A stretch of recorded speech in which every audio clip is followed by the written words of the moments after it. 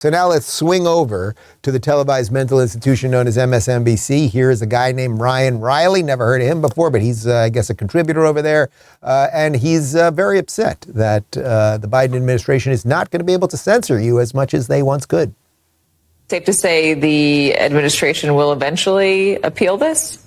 I think that's pretty safe, and I think that that's where the worry is in terms of communicating with social media companies about ongoing threats and the national security threat. And he creates sort of a carve-out for that. But essentially what a lot of these allegations have to do with is the government flagging posts that violate the standards that these social media companies have independently set up. So if they find something that, they're flagging this post and say, hey, they're not explicitly saying you need to take this down. Often there's sort of an implicit implication there, if saying, just, bringing this to your attention. And then the social media company can decide independently whether or not that violates their ongoing standards. But it's a really new area and a really complicated one, and one that there should be close guardrails on to make sure that the government is not overreaching. But the idea that the government can't have any communication with these social media companies, I don't think is really a world that we would want to live in.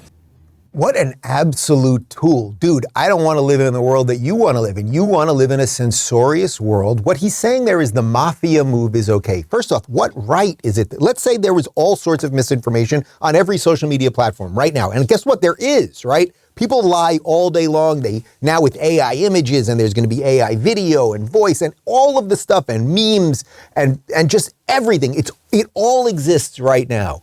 Do you think the government should be coming in and silencing people for that? Will that make anything better? Of course the answer is no. But then when he says this thing, well, they didn't really force anyone to do anything. They just contacted these guys just to tell people, Facebook, some of these people are doing things that are against your own policies over there. I've always described this is the ultimate mafia move. What does the mafia do? What does the mafia do when they want to extract a price, right? They walk into your restaurant and they go, boy, this is an awfully nice restaurant you got here. It'd be a shame if something happens to it. So they didn't just walk in and shoot you dead, but they told you, you are going to behave the way we wish that you would behave. Otherwise, something might happen to your restaurant or something might happen to your big tech company. The fact that this guy and these ideas are put on mainstream media to put the nugget into some NPC who watches MSNBC or any of these channels, to put it in their head that, I guess I wouldn't want to live in a world where I couldn't be censored by the government and big tech. What am I? What am I, some sort of thinking automaton? Come on.